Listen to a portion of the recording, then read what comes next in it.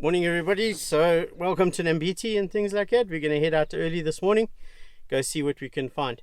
We have had some information that one of our other vehicles has managed to pick up on 2 male lines. So let's try and see if we can go and catch up with that before they disappear. Right, let's go.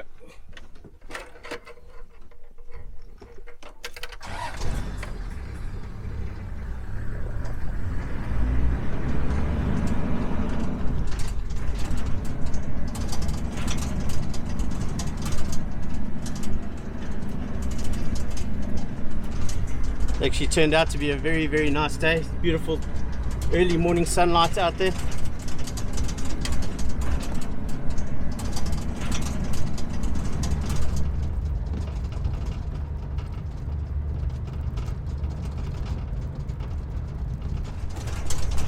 Right folks, looks like we might be in luck. They've laid down for a few minutes, so let's just see if we can catch up with them before they get up again and carry on walking.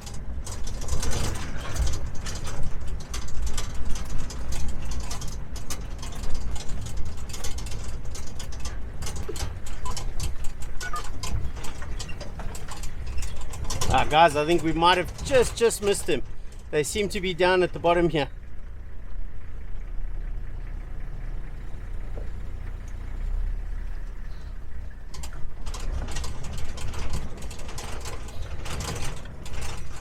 Yeah folks, I think let's just hang around for another 2 minutes or so and see if they manage to come out through this valley. It's quite deep here, so if we don't see them, they are going to cross down towards the waterfall and potentially we might lose them. However, if you look up on the mountain there, you can see there's one kudu staring down into the gully here. So obviously indicating that either they're walking and hopefully we might get to see them. But if they do carry on straight, we'll lose them.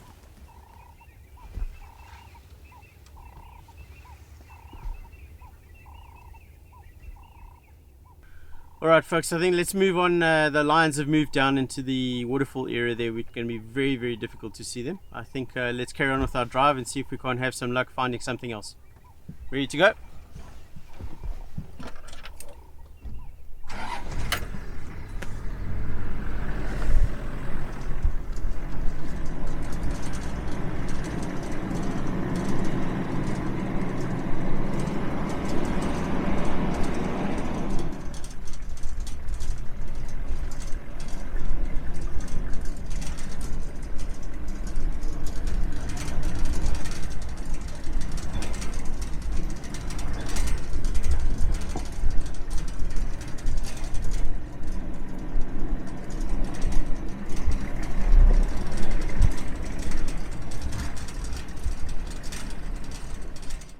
So folks, we managed to find some red hartebeests and zebras here. In particular, these are the Birchalls or the plains zebra. You do get many other types as well, the Greavies, the Hartmans, the Cape Mountain zebra. And there's a couple of variations. These guys, the Birchalls or the plains zebra, have the shadow lines between the black and the white stripes. Whereas the other types, you tend to find that they have a white belly. These ones here, the black and white lines do meet up on the belly. Obviously every zebra is different. It's like a fingerprint. It's not easy to tell. But those are the small variations. And then obviously general location. You won't find Cape Mountain zebras down here in KwaZulu-Natal. Look here folks, on the road here. Looks like, let me just stop over here. Let's have a quick look.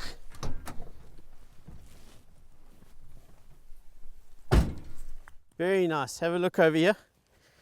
Got some porcupine quills.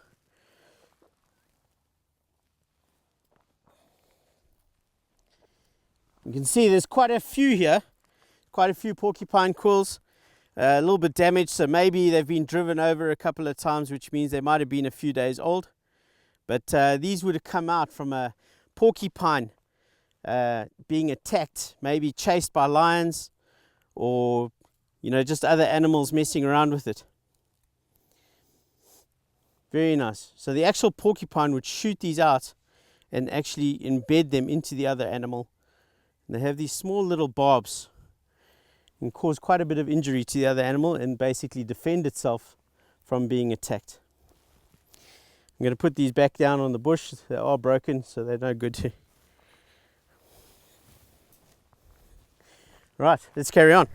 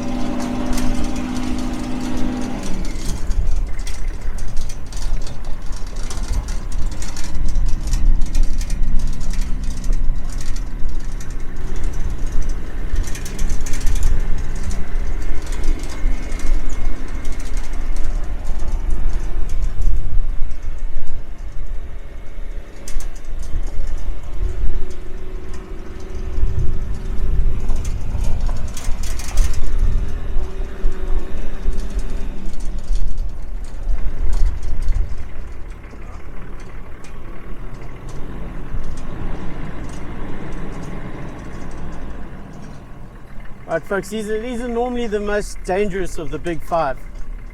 So we just need to give them a little bit of respect, a little bit of space. However, luckily here on Nambiti, they're pretty relaxed and are accustomed to the vehicles being around them. This one trying to mate or show dominance. Yeah, that young male was trying to mount the female again, and as I said, they're trying to mate or else show dominance. So there's two main reasons for doing that. One, in terms of mating, it's obviously then to increase the herd and breed. The second one, in terms of dominance, if it's two young males, the one male might be trying to show the other one that he's more dominant and wants to be forceful, that he's going to be respected in the group or in the hierarchy of the group.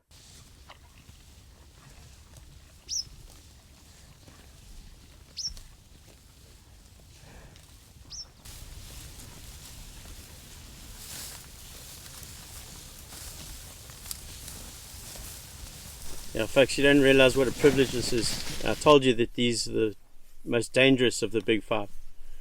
However, you can see that they're very, very relaxed with us. And that's purely because of the fact that they've grown up with the vehicle being around them. You must remember as well that we don't hunt at all in this area, which is very important because that makes the animals also relaxed with the vehicles and makes it great for game viewing. Early on you heard the birds calling. Those were the red-billed oxpeckers. It's a very, very important bird to know because obviously with oxpeckers they can attract you to animals. Might not necessarily be buffalo, but it could be anything, impala, other kudus, or other animals that the oxpeckers will feed off the ticks.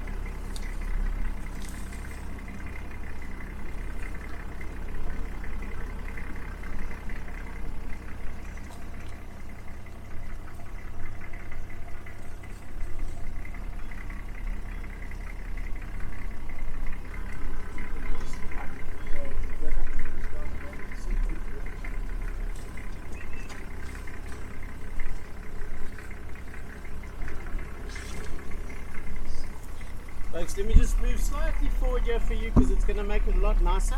There's a couple of gaps here where you could take good photos.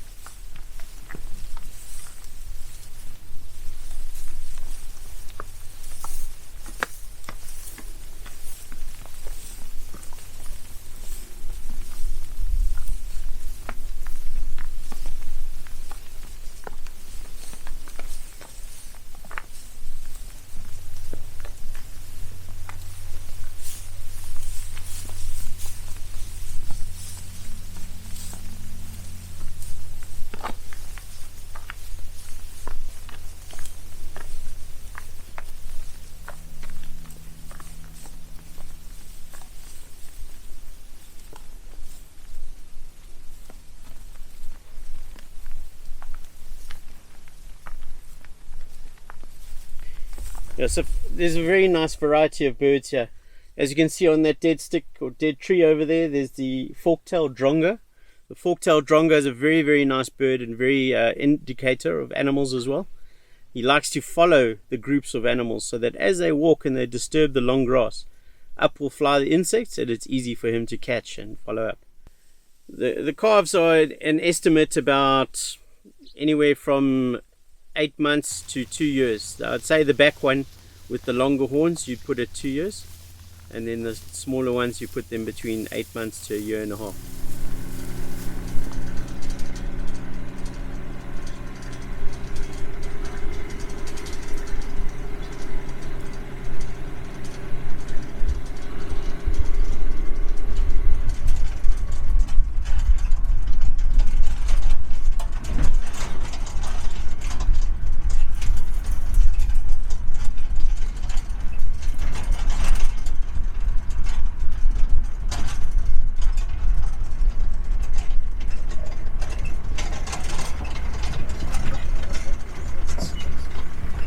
There we go.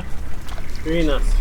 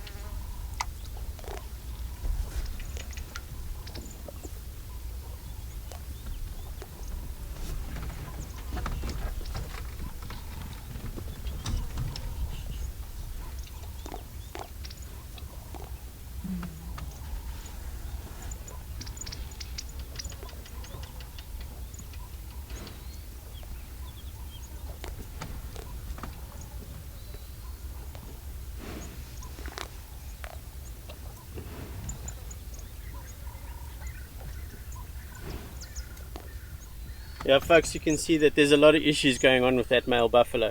Number one, he's on his own. On his own, he's very, very dangerous because of the fact that he doesn't have the protection of the herd.